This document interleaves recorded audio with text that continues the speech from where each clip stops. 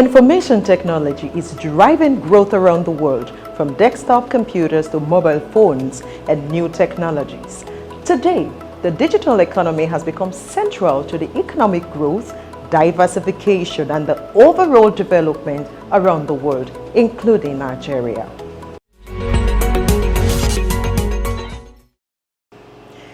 This is Nigeria's #1 IT program on TV, NITDA Impact, a program that informs you on IT trends, issues, and developments in Nigeria, as driven by the National Information Technology Development Agency, NITDA. You are warmly welcome to the show, and I am Ewomazino Wonder. Here are the headlines. In this edition, we'll take you into the launching of the digital complex by the President of the Federal Republic of Nigeria, President Muhammadu Buhari, GCFR, and other dignitaries, and not forgetting the special and exclusive interview with the Director General NITDA, Kashifu Inoa Abdullahi. Stay with us.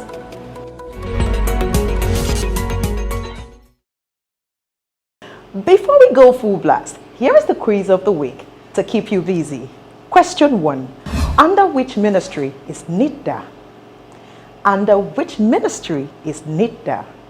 Question 2. When was the NITDA Act passed into law? When was the NITDA Act passed into law? Send your answers to nitda.gov.ng. Your prize is a 2,000 Naira worth of data on any network of your choice. This is NITDA Impact, and I am Ewomazino Wonder. For details, please log on to www.nitda.gov.ng or text the number on your screen. At this point, we'll serve you with a highlight of events that made news in the past week as driven by NITDA.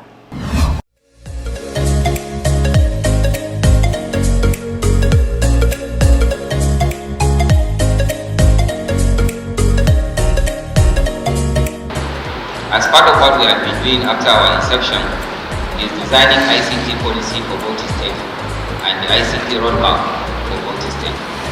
And at this juncture, I want to seek for the partnership and collaboration with NITDA, as I've also started discussing with the Director of Infrastructure. I've even collected his contact for further inquiries. And I believe with this collaboration, the Bauchi State also will soon move to soon be online and participating in ICT in Nigeria. As far as IT is concerned, NITDA is at the forefront. And the most important thing is ensuring that we know our challenges. As Nigerians, we know our challenges more than anyone else. Yesterday I was part of this team. I interacted with some of them. And as you can all see, you see the kind of ideas and solutions they have. What is required is to create an enabling environment for these teaming youth to develop these ideas.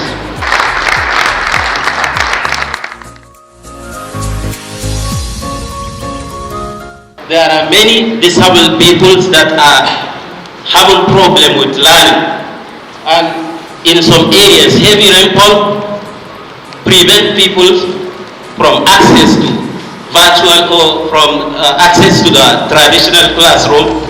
Then outbreaks like current issue of COVID-19, Corona, is something that may avoid people from accessing traditional classroom. That's why we brought a solution to these problems. Security measures will be able to train people that will be able to carry out these operations. As I have said, this is not a business idea. This is a social idea.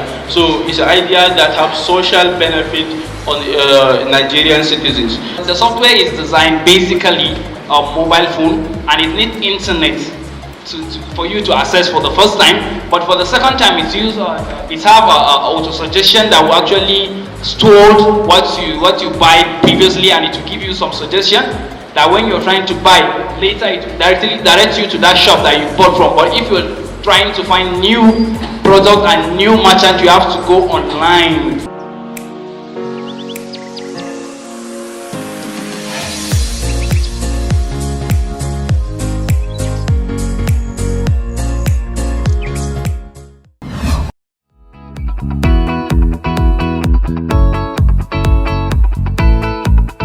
For me, this is a groundbreaking achievement for this country.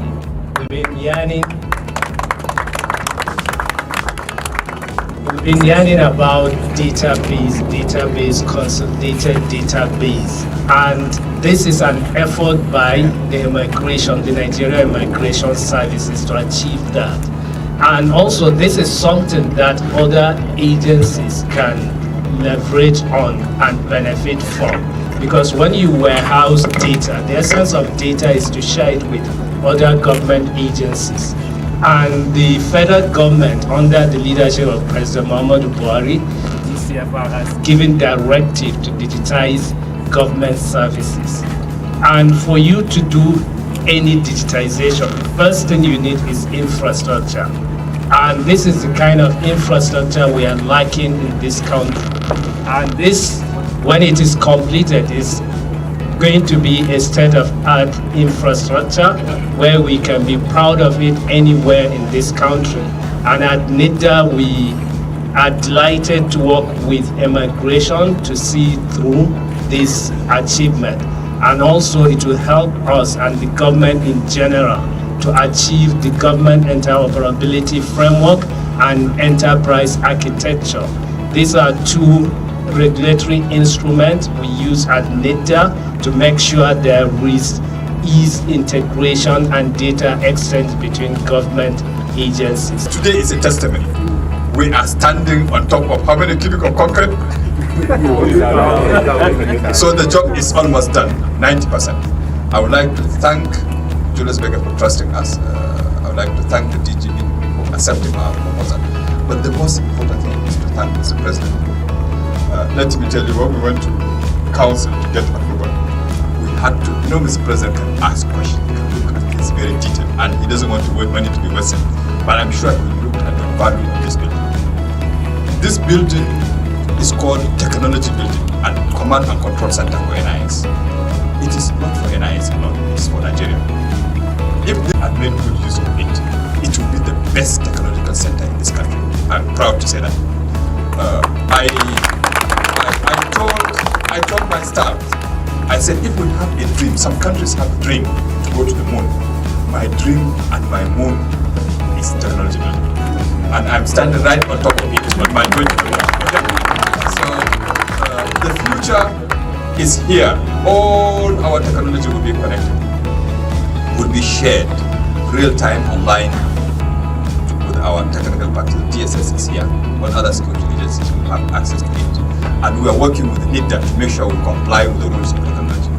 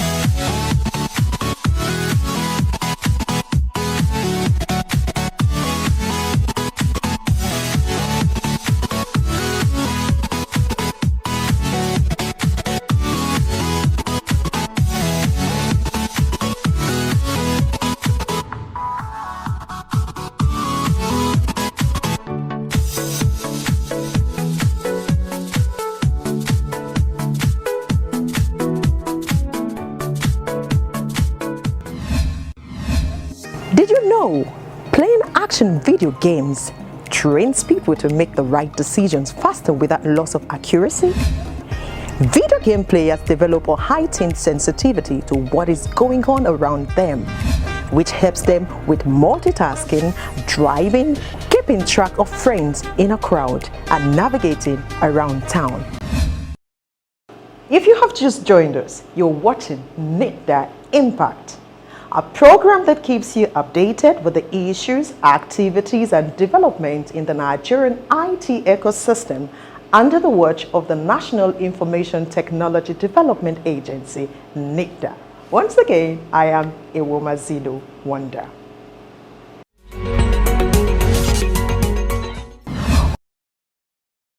And now to our Insight of the Week. And it's a big one. An Insight this week with spotlight on the commissioning of the Digital Economy Complex, launching of the Federal New Broadband Plan 2020 to 2025, and the launching of the Emergency Toll-Free Line 112.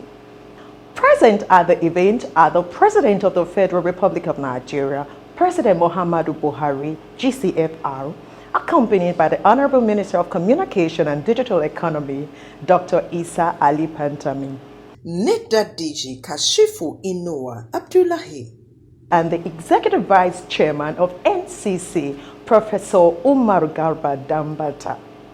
I'm delighted to commission a number of projects today, all of which will embrace the development of our national digital economy and support our efforts in diversifying the economy.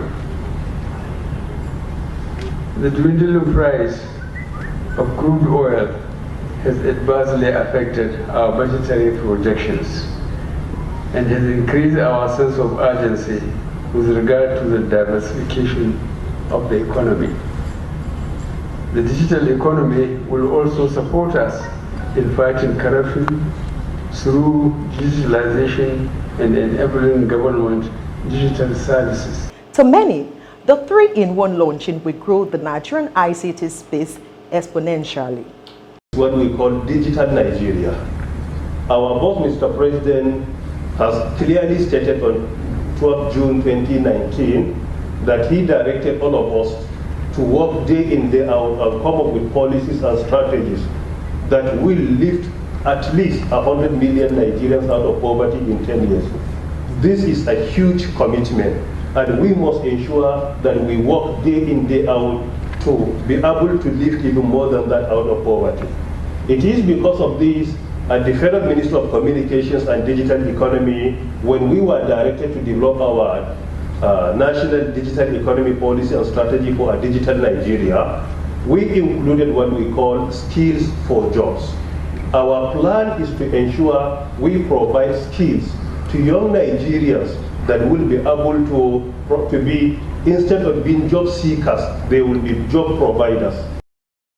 We most sincerely thank you for staying with us on this ride. But before we go, here is an exclusive interview with the Director General of the National Information Technology Development Agency, NITDA, under the Ministry of Communications and Digital Economy, Mr. Kashifu Inoa.